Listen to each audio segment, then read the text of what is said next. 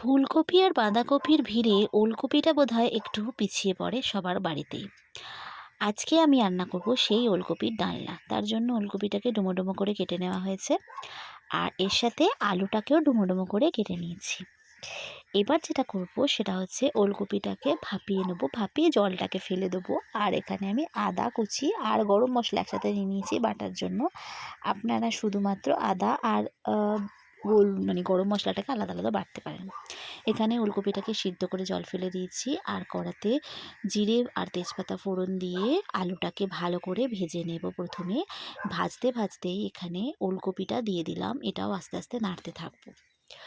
ওলকপির গন্ধটা একটু চড়া, মানে সচরাচর খাওয়া হয় না বলে নাকে লাগলো, তাই জন্যই সিদ্ধ করে জলটা ফেলে দিয়েছি।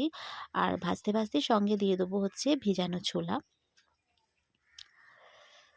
এই তরকারিটা অনেকটা লাউয়ের তরকারি প্রসেসেই হবে, শুধু লাউয়ের তরকারিতে পেঁয়াজ ফোড়ন দেওয়া হয়, এটাতে সেটা বাদ। আদা জিরে বাটা দিয়ে তরকারিটা হবে। আমি এখানে আমার মতো করে করছি, কিছু কিছু সুবিধার জন্য আমি আমার মতো করে কাস্টমাইজ করে নিয়েছি ব্যাপারটাকে। আপনারা আপনাদের মতো করে করবেন। তো নুন দিয়ে দিলাম, নুন দিয়ে আস্তে আস্তে নেড়ে না জিনিসটাকে চাপা দিয়ে দেবো, তাহলে আলু আর ওটা তাড়াতাড়ি সেদ্ধ হয়ে যাবে। তার একটু সেদ্ধ হয়ে গেলে এখানে দিয়েছি হলুদ গুঁড়ো, লঙ্কা গুঁড়ো, জিরে গুঁড়ো, ধনে গুঁড়ো দিয়ে ভালো করে জিনিসটাকে কষিয়ে নিয়ে এতে আমি অ্যাড করে দেবো আদা বাটাটা।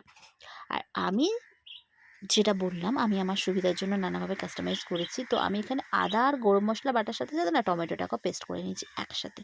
আপনারা আলাদা আলাদা পেস্ট করতেই পারেন আপনাদের সময় মতো। তো পেস্টটাকে মিশিয়ে দিয়ে ভালো করে এটাকে